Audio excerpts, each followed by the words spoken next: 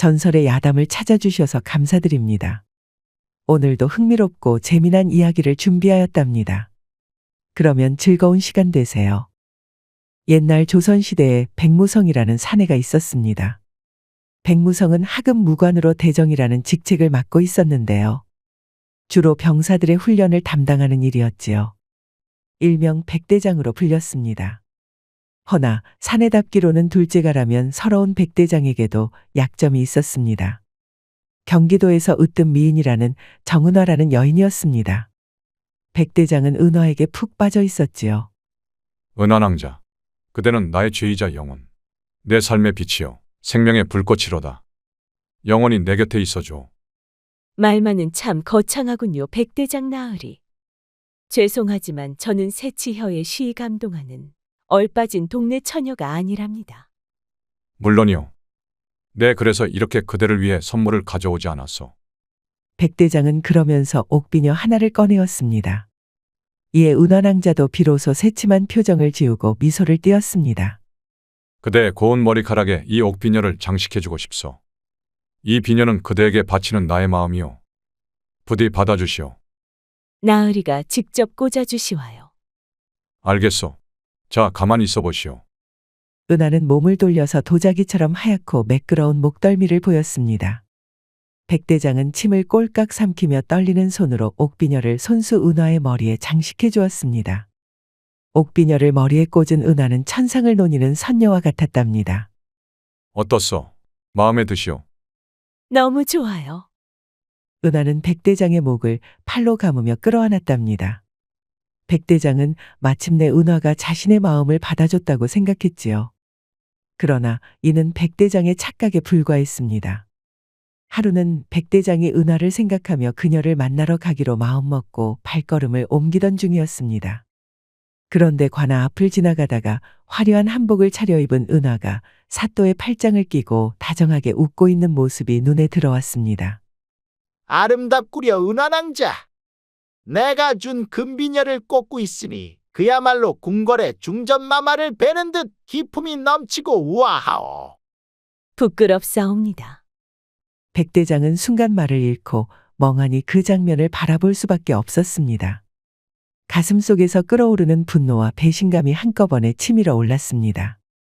결국 참지 못하고 관아로 뛰쳐 들어갔습죠. 이보시오. 사또 나으리, 지금 뭐 하고 있는가요? 이건 니신가? 백대장 아니신가? 어인일로 관아를 찾아왔수이까? 잘못된 것을 바로 잡기 위해 왔소. 저기 은하낭자는 내 여자요. 대체 무슨 연유로 사또 나으리와 함께 이러고 계신 것이오? 백대장의 호통에 은하는 눈을 개슴츠레 뜨고 노려보았습니다. 어머, 백대장 나리, 참 큰 착각을 하시는군요. 내가 언제 나으리의 여인이었던 적이 있었나요? 이 몸은 사또님의 여인이외다. 무슨 말을 하는 것이오? 그동안 내 마음을 받아준 것이 사실이 아니란 말이오. 백대장 참 어리석구려. 좌천되어서 여기까지 내려왔으면 주제 파악이나 좀 하는 것이 어떻소? 남의 여인에게 엉뚱한 마음을 품고 헛소리를 하는구려. 그래요, 백대장. 사내답고 듬직한 사또께서 저를 훨씬 더 아껴주시고 계신답니다. 그러니 헛된 기대는 접고 차라리 그 힘을 공무에 쏟도록 하시오. 그리하면 혹여 모르지. 다시 복직할 날이 올지 어떻게 알겠소? 그러게요. 고장 여인에게 눈이 팔려서 자기 일도 제대로 못하는 사내는 영 매력이 없지요. 사또 나으리는 다르지만요. 아, 여인의 마음은 갈대와 같다고 하였나요? 은하와 사또의 비아냥에 백대장은 큰 충격을 받았습니다. 어찌나 충격이었는지 뭐라 대거리도 못하고 터덜터덜 발걸음을 돌려 나와야 했습니다. 그리고 그대로 주막으로 가서 진탕 술이나 퍼마셨습니다. 뼈아픈 이별의 아픔과 치욕을 술로 잊으려 한 것이지요. 술독에 빠져 사는 백대장은 매일 밤 고주망태가 되어 집으로 돌아갔습니다. 그러던 어느 야심한 밤이었습니다. 그날도 독주를 잔뜩 들이붓고 인사불성이 되었습니다. 그날따라 밤하늘의 달이 짙은 구름에 가려져서 한 치 앞도 잘 보이지 않았습니다. 잔뜩 취해서 어두컴컴한 밤길을 걷다 보니 도무지 길을 제대로 알아볼 수가 없었습니다. 이거야 원. 어두워서 천지분간이 되지 않는구나. 백대장은 투덜거리며 비틀거리는 발걸음을 옮겼습니다. 그러다가 웬 외딴 사당에 도착했는데요. 아무래도 길을 잘못 들어서 완전 다른 곳에 도착한 것이었죠. 백대장은 술에 너무 취해서 다시 길을 찾아 나서기 귀찮았습니다. 그래서 이참에 사당에서 하룻밤 보내고 아침이 되면 집으로 돌아가기로 했습니다. 그러고 자리를 잡았는데 사당 한가운데에 놓인 커다란 장군상을 발견했습니다. 크기가 못해도 열척은 되어 보였는데요. 부리부리한 눈을 치켜뜨고 양손에 큼지막한 장도리를 하나씩 쥔 모습이 퍽이나 위압감 넘쳤지요. 어이구야. 성격이 있으셨구만. 내 백대장이라고 하오. 무례하게 들어왔으니 내 장군님께 술 한 잔 올리겠소. 취기가 얼근하게 오른 탓일까요? 아니면 장군상도 백대장처럼 외로이 버려져 있어서 동질감이 들어서일까요? 백대장은 허리춤에 찬 술병을 꺼냈습니다. 그리고 바닥에 굴러다니는 술잔 2개를 들어 먼지를 후 불어내고 따랐습니다.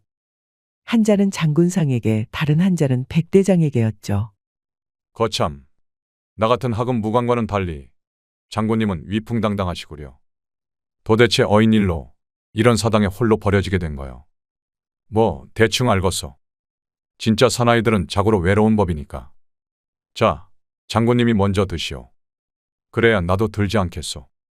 백대장은 중얼중얼 주정을 부리며 술잔을 계속 꺾었습니다. 그러다가 만취하여 결국 정신을 잃고 널브러져 잠에 들었습니다. 밝은 햇살이 얼굴의 정면으로 내리쬐어서야 겨우 잠에서 깨어났습니다. 어이구, 졸지에 노숙을 해버렸구만. 이거 참 실례하였소 장군. 백대장은 장군상 앞에 꾸벅 머리를 숙여 절하고 사당을 나왔습니다. 그리고 곧바로 귀가하였지요. 그런데 어째 숙취는 하나도 없고 기운이 펄펄 나는 것입니다.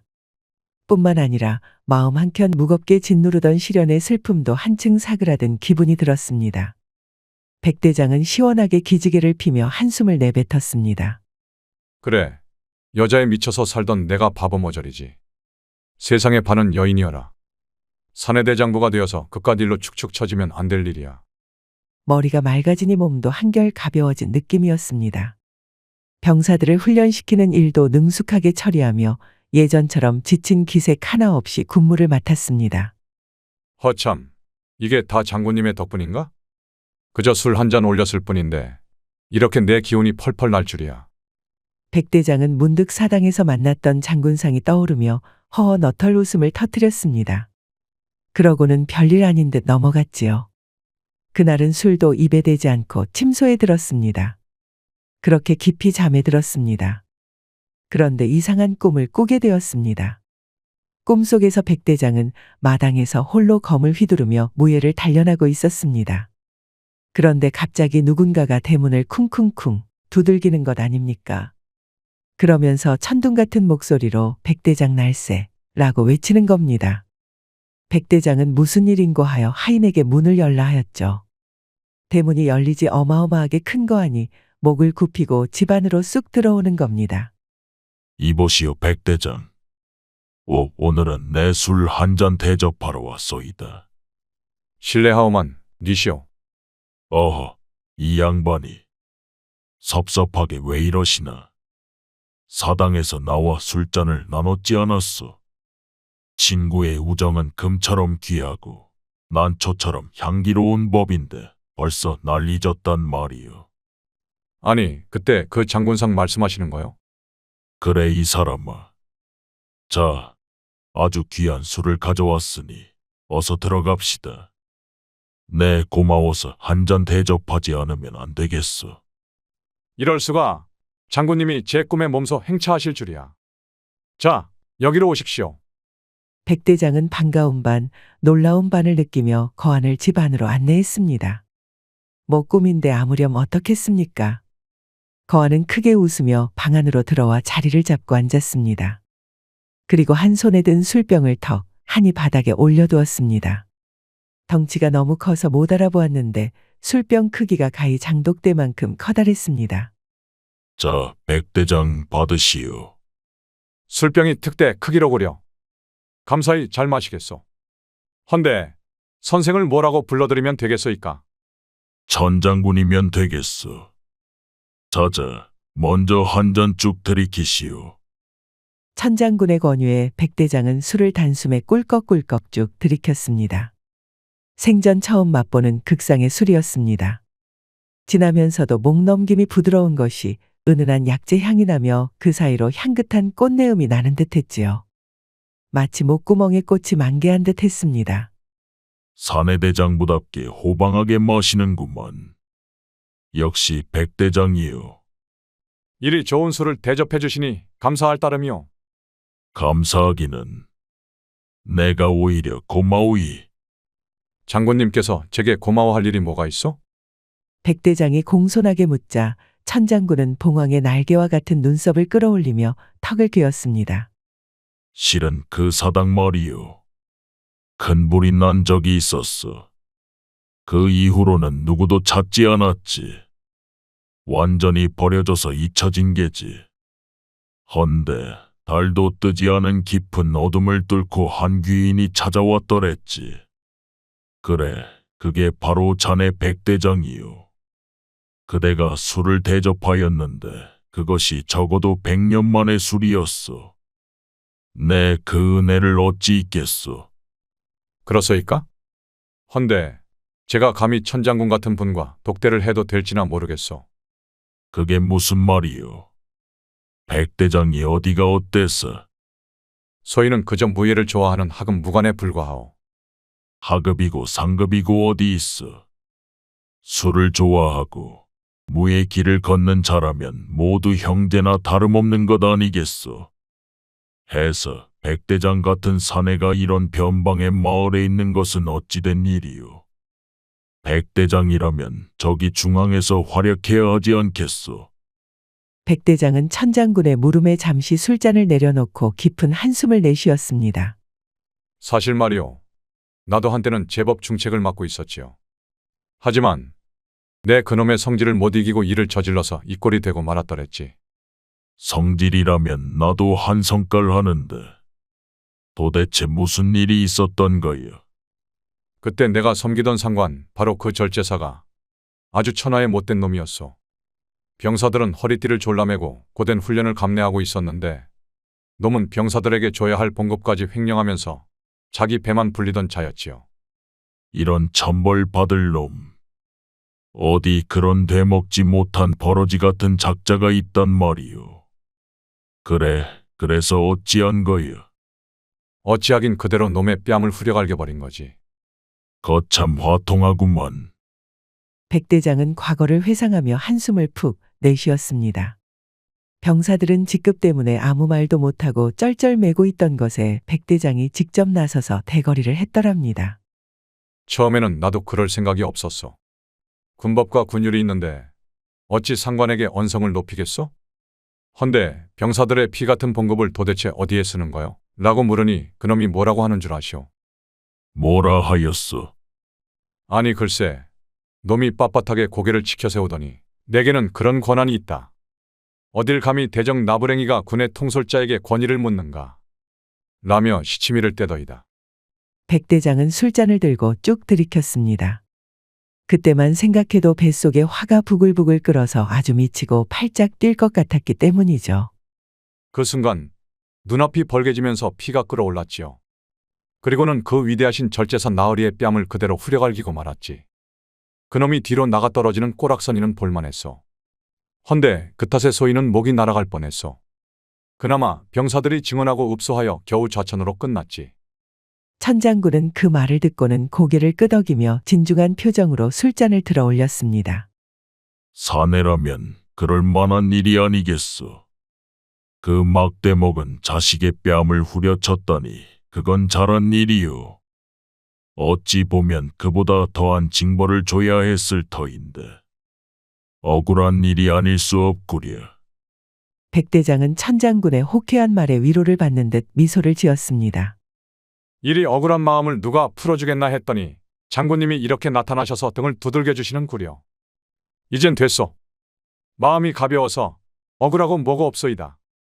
그래, 그게 진짜 사나이지. 옳은 말을 하고 나락으로 떨어지더라도 진정한 장보는 뜻을 굽히지 않는 법이요. 그러니 기운 잃지 말고 한 잔 더 들게나. 장군님 말씀을 들으니 내 기운이 절로 차오르는 것 같소. 그렇게 두 사람은 밤새 술잔을 나누며 이야기꽃을 피웠습니다. 천장군과 술을 나누며 무예와 의지를 다졌고 더욱 기운이 펄펄 나며 몸이 가벼워졌습니다. 꿈에서 깨어난 백대장은 그날 아침도 상쾌하게 눈을 떴습니다. 이거 참 신기한 일이로군. 꿈속에서 술을 마셨을 뿐인데 어찌 이리 기운이 넘치는 것인가? 그 후로도 천장군은 종종 꿈속에 나타나 백대장과 술을 나누며 무술을 가르침 받았습니다. 그러고 다음날 아침 그대로 그 동작을 따라하니 에그머니나 어려웠던 동작이 단숨에 되지 뭡니까? 그렇게 백대장의 무예는 날로 발전해 나갔습니다. 한편 사또는 큰 공경에 처해 있었습니다. 지금까지 뇌물을 받아왔던 사실이 몽땅 들통나게 생긴 것입니다. 사또는 심각한 표정으로 술잔을 기울이고 있었습니다. 그 옆에는 어두운 표정의 은하가 술시중을 들고 있었지요. 은하는 옆에서 사또를 살피며 표정을 주시하고 있었습니다. 사또는 긴장한 표정을 지으며 입을 열었습니다. 이거 큰일이군. 내가 그동안 받아온 뇌물들이 하나둘씩 들통날 조짐이 보이고 있어. 정부의 감찰관들이 내 턱 밑까지 쫓아왔단 말이오. 아무래도 위에서 조사단이 내려올 모양이야. 그럼 어떻게 하실 작정이세요? 그대로 잡히기만을 기다리실 건가요? 은하의 차가운 목소리에 사또는 고개를 돌리며 답답한 듯 숨을 몰아쉬었습니다. 그럴 순 없지. 내 이 자리를 지켜온 게 얼마나 힘들었는지 아시오? 허나 이미 빠져나가기엔 너무 늦은 것 같소. 사또는 술을 쭉 들이켰습니다. 그리고 두 눈을 희번뜩 떴는데 탐욕과 야욕으로 번들거렸지요. 다른 사람이 대신 뒤집어 쓸 수밖에. 암요. 야심가라면 누구나 다 뇌물 정도야 하는 거 아니겠어요? 그게 뭐 그리 큰 죄라고. 어디 비루한 자에게 뒤집어 씌우면 끝이지요. 그러면 누가 좋겠어요? 백무성 그놈이 딱이겠군. 병사들을 훈련시키며 꽤나 믿음을 얻고 있긴 하지만 하급 무관에 불과하니 그에게 뇌물 횡령의 죄를 씌운다면 믿지 않을 이가 없을 거야. 백대장이요. 하지만 그 사람은 뇌물 같은 건 받을 인물이 아니지 않나요? 그럴 리가 있겠나. 권세에 휘둘리지 않고 자기 소신을 굽히지 않는 자가 가장 쉽게 모함에 빠지는 법이지. 그놈은 상관에게 바른 말을 하다가 좌천당했으니 그를 헐뜯을 빌미는 차고 넘칠 것이요. 좋군요. 그깟 인간 하나 목이 날아간다 해도 아무도 신경 쓰지 않을 테니까요. 그래, 그놈이 병사들의 봉급을 횡령하고 무기까지 몰래 팔아넘겼다는 죄목을 만들면 딱 맞겠군. 그렇게 몰아세우면 누구도 나를 의심하지 않을 것이야. 두 사람은 비열한 미소를 지으며 음모를 치밀하게 계획해 나갔습니다. 다음 날이 되자 사또는 재빨리 백대장을 고발했습니다. 일단 시선을 다른 곳으로 돌려야 했으니까요. 영문도 모른 채 끌려온 백대장은 억울함을 호소하였으나 이미 판관들은 사또에게 뒷돈을 두둑히 받아서 소용이 없었습니다. 상소문이 올라왔지만 사또는 모든 상소문을 가로채어서 파기해버렸지요. 덕택의 백대장은 점차 궁지에 몰리게 되었습니다. 백무성 대정, 그대가 병사들의 봉급을 횡령하고 무기고의 무기들을 불법으로 판매했다는 혐의에 대해 어찌 변명할 것인가? 아무리 말해도 듣지 않으니 무슨 말을 하겠소. 다만 소인은 하늘 아래 부끄러운 짓을 한 적은 없소이다. 백대장은 억울함에 이를 갈며 고개를 푹 숙였습니다. 이제 곧 있으면 관하로 끌려가서 옥에 갇히게 생겼지요. 백대장은 어쩔 도리가 없어 허탈한 마음으로 침소에 들었습니다. 어쩌면 이렇게 편한 잠자리에서 누워 잘 날이 얼마 남지 않았습니다. 그리고 그날 밤 백대장은 꿈속에서 또다시 천장군을 만났습니다. 백대장은 침울한 표정으로 술을 따르지 않았습니다. 천장군은 이 모습을 보고 이상히 여겼습니다. 어이 백대장, 얼굴이 어찌 그리 죽상이 되었는가? 무슨 일이라도 있는 겐가? 백대장은 무겁게 한숨을 쉬며 자초지종을 털어놓았습니다. 사또가 뇌물로 재판관들을 매수하고 자신에게 누명을 씌워 끌려가게 생긴 일을 말했습니다. 천장군은 이야기를 듣고는 크게 눈을 부릅뜨며 탁자를 내리쳤습니다. 그러자 탁자가 반으로 부서지면서 무너져 버렸습니다. 이 무슨 그 사또라는 자가 너를 모함한 게 아니더냐? 이건 분명히 부당한 일이로구나. 그렇소. 하지만 이게 참. 이미 재판관들까지 모두 매수당했으니 어찌할 도리가 없구려. 천장군은 분노에 가득 차 고개를 흔들었습니다. 그러나 이내 침착하게 다시 술잔을 들고 백대장을 바라보며 말했습니다. 과인이 그 문제를 해결해 주겠소. 백대장 전에는 한양으로 올라가게. 그곳에 내가 알려준 집을 찾아가면 돼요. 갈 때는 붉은 끈을 오른팔에 묶으시오. 그리고 가서 천장군이 보냈다. 고만하면 될 거요. 그게 도대체 무슨 뜻이오? 그만, 이 문제는 내가 알아서 해결할 터이니 과인을 믿고 따르시오. 장군님이 그렇게까지 말씀하신다면 알겠소. 다음 날 백대장은 관하로 끌려가서 옥에 갇힐 위기에 처해 있었지만 사또가 보낸 명령이 조금 지체된 덕분에 시간이 생겼습니다. 그야말로 천운이 아니라고 할 수 없었지요. 이에 백대장은 갑자기 멀리 친척이 병이 위중하다는 핑계를 대고 급히 한양으로 갈 수밖에 없다는 말을 전했습니다. 사또는 백대장이 어차피 옥살이를 피할 수 없을 거라 생각했습니다. 백대장은 그야말로 도간에 든 쥐 신세니까요. 해서 별다른 의심 없이 허락을 해줬습니다. 이 얼마나 오만하기 짝이 없는 생각인가요? 허나 그 덕에 백대장은 간신히 시간을 벌게 되었죠. 백대장은 당일 아침 해가 뜨자마자 짐을 꾸려 한양으로 떠났습니다. 한양에 도착한 백대장은 천장군이 가르쳐준 집을 찾아 나섰지요. 오랜만에 올라온 한양은 많은 것이 바뀌어 있었습니다. 백대장은 사람들로 북적거리는 한양을 헤매이다 겨우 천장군이 일러준 장소에 도착하게 되었습니다. 이거 참 으리으리한 기와집이로구나. 집 앞에 이르자 백대장은 감탄의 탄성을 냈습니다. 궁궐 뺨칠 정도로 호화로운 대문이 눈앞에 턱하니 있으니 말입니다. 백대장은 천장군이 일러준 대로 붉은 끈을 오른팔에 묶었습니다. 그리고 조심스럽게 문을 두들겼습니다. 그러자 쪽문이 하나 열리더니 백대장을 보고 깜짝 놀라서 서둘러 대문을 열어젖혔습니다. 어서 들어오시오.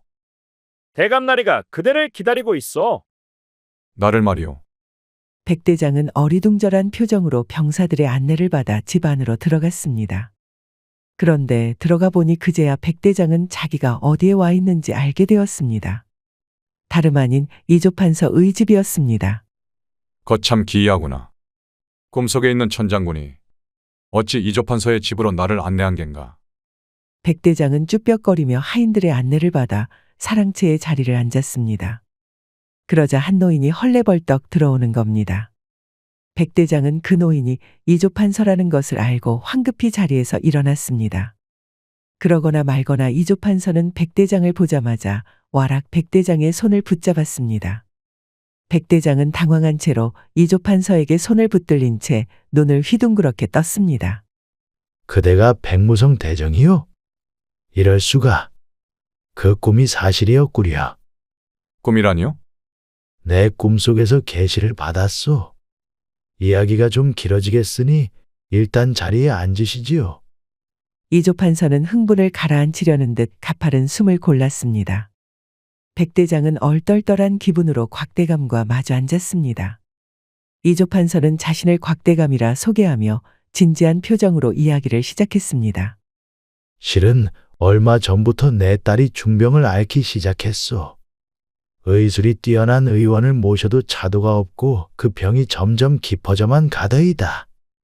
아무리 방법을 강구해도 소용이 없었소.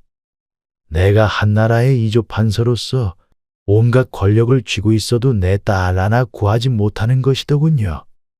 곽대감은 침통한 표정으로 고개를 저었습니다. 그리고 잠시 따뜻한 차로 목을 축이더니 이어 말했습니다. 그러던 어느 날 밤 꿈속에서 한 장군이 나타났소. 그 장군이 내게 이렇게 말했소. 내일이 되면 붉은 끈을 오른팔에 동여맨 한 사내가 문을 두드릴 것이다. 그 사내는 내 딸의 운명을 바꿀 사람이니 그와 혼인을 맺으면 죽음의 운명을 면할 수 있을 것이다. 이러는 거 아니겠소? 당연히 나도 반신반의하였지. 헌데 백대장의 일이 나타난 거요. 맙소사, 어찌 그런 일이 다 있는 겁니까? 그 장군의 정체는 당최 무엇라 하였습니까? 분명 천봉대장군이라고 칭하더이다. 천봉대장군이라니. 천봉대장군은 옥황상제를 바로 옆에서 보필하는 그야말로 하늘의 대장군이었지요.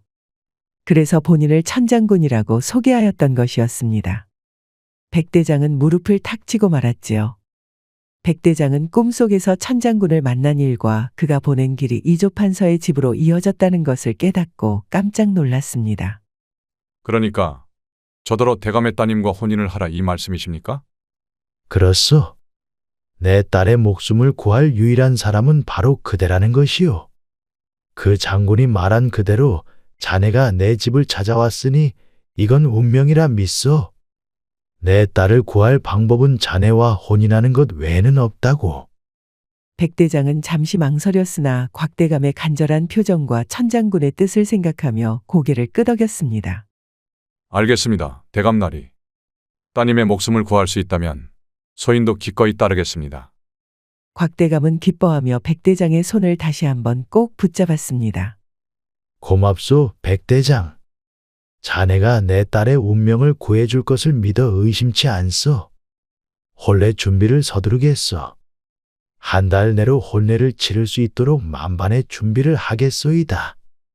그렇게 백대장은 뜻하지 않게 운명적인 혼인을 앞두게 되었습니다. 백대장은 이조판서 곽대감과 약조를 마치고 다시 마을로 돌아왔습니다. 돌아오자마자 사또는 백대장이 귀환하는 것을 기다리고 있었고 벼르고 있던 음모를 감행했습니다. 이놈! 내 뺀 줄 알았는데 겁도 없이 용케 돌아왔구나. 오늘이 내 놈 제삿날이다. 대정 백무성, 내 놈을 뇌물 혐의로 체포하겠노라. 백대장은 사또의 음모를 이미 알고 있었으나 저항하지 않고 침착하게 체포되었습니다. 백대장은 그저 묵묵히 관하로 끌려갔고 옥에 갇혔습니다. 며칠 후 은화가 사또와 함께 옥에 갇힌 백대장을 찾아왔습니다. 천하의 백대장 나으리께서 이렇게 옥신세를 지게 될 줄 누가 알았겠소. 그래도 나으리답게 고개는 숙이지 않고 있구만. 머지않아 내 놈 목을 칠 망나니 앞에선 숙일 거다만.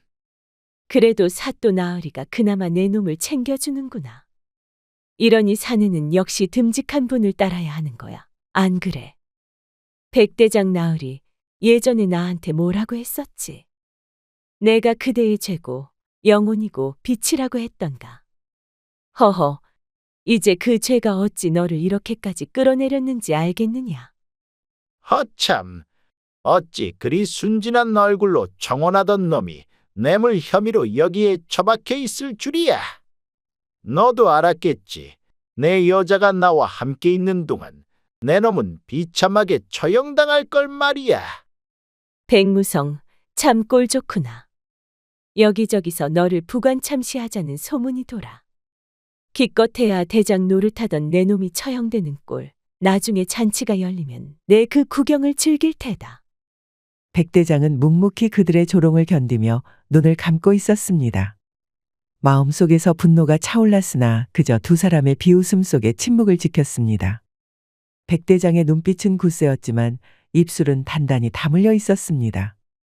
은하와 사또는 그런 백대장이 겁에 질려 있는 것이라 멋대로 착각하고 비웃으며 떠났습니다.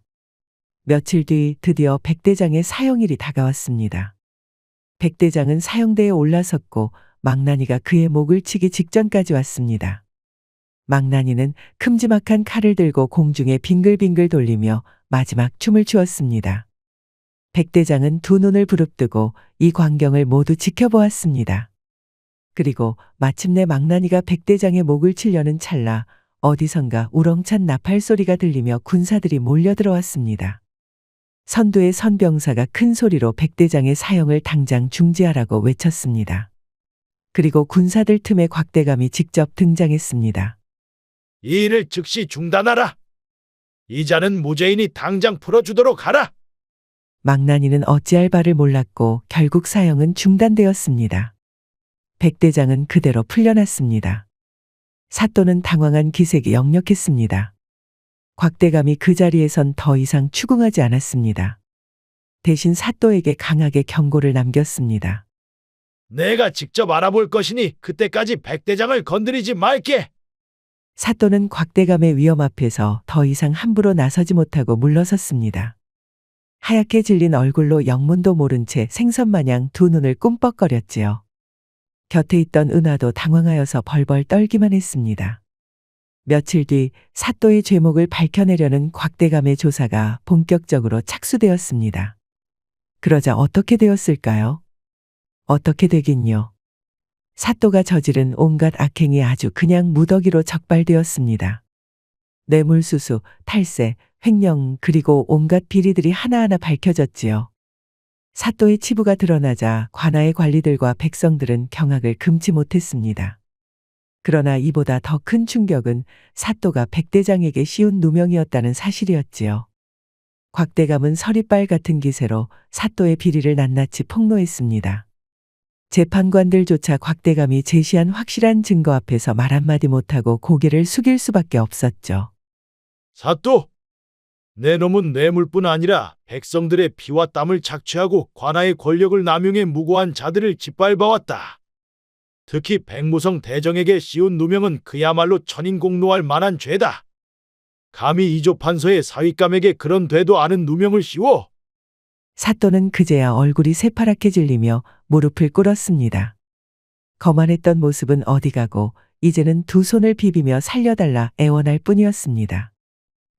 대감나리, 잘못했어. 제발 한 번만 용서해 주시오. 살려만 주시면 모든 죄를 뉘우치고 앞으로는 다시는 그런 짓을 하지 않겠나이다. 그 모습을 지켜보던 백대장은 차가운 눈빛으로 사또를 내려다보았습니다. 그동안 자신을 억울하게 몰아넣고 조롱하던 사또가 이제는 비굴하게 목숨을 구걸하는 모습이니 통쾌한 마음이 들 수밖에 없었습니다. 하지만 그보다 더 비참한 꼴을 당한 이는 은하였습니다. 은하는 그간 사또와 짜고 여러 백성들을 괴롭히고 사또의 비호 아래 온갖 사치를 누려왔습니다. 은하는 고개를 푹 숙인 채 얼굴을 들지 못하고 마치 사또의 그림자처럼 그의 뒤에 숨어 있었습니다. 백대장이 그녀를 향해 차갑게 쳐다보자 은하는 그제서야 머리를 조아리며 말을 더듬었습니다.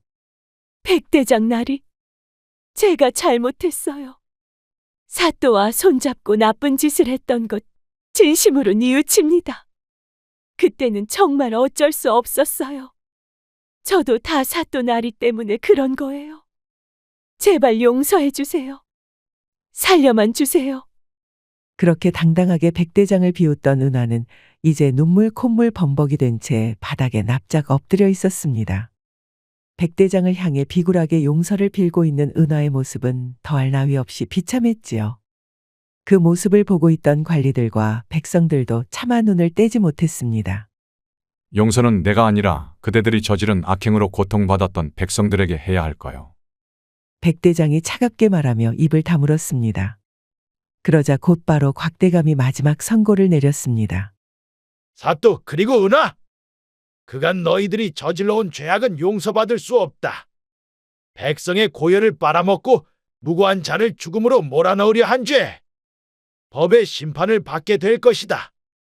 그 말에 사또와 은하는 더더욱 엎드리며 목숨을 구걸했지만 더 이상 그들의 비굴한 소리는 아무에게도 통하지 않았습니다. 백대장은 그들의 무릎 꿇은 모습을 잠시 지켜보다가 천천히 몸을 돌렸습니다. 이후로 사또와 은하는 형장의 이슬로 사라졌습니다. 반면 백대장은 곽대감의 딸과 혼례를 가졌습니다. 사또의 딸 서화는 병색을 완전히 걷어내고 건강해져서 백대장을 맞이했답니다. 서화의 미모가 어찌나 출중하던지 백대장은 지금까지 살면서 이렇게 아리따운 여인은 본 적이 없었지요. 게다가 무엇보다 중요한 마음씨는 어찌나 또 곱던가요. 첫날 밤에 백대장과 서화는 아침까지도 끈떡지게 뜨거운 거사를 치렀답니다. 뿐만 아니라 천장군에게 배운 무예 덕분에 점차 중앙에서도 인정받기 시작했습니다. 백대장은 여러 전장에서 무공을 세우며 나라를 지켰고 당당히 출세하여 중견 장군으로 자리 잡았습니다. 그 이후에도 간혹 천장군이 불쑥 꿈속에서 백대장을 찾아서 술을 나누며 우정을 다졌답니다. 옛말에 산마태수라는 것이 있습니다. 세 마리의 말을 타고 오는 수령이라는 뜻으로 재물에 욕심이 없는 깨끗한 관리를 칭하는 뜻이지요. 백대장은 청렴결백한 성품으로 공경에서도 그 올곧은 마음을 꺾지 않았습니다. 우리도 살면서 그릇된 욕심을 품게 되는 경우가 있습니다. 허나 그때마다 산마태수를 기억하여 마음을 다잡아 봅시다. 즐거운 시간이 되셨을까요? 앞으로도 재미난 이야기를 더 잔뜩 준비하겠습니다. 흥미가 있으시면 다른 이야기도 봐주시면 감사하겠습니다. 그러니 구독과 좋아요, 알림 설정 부탁드립니다. 편안한 하루 되시길 바랍니다.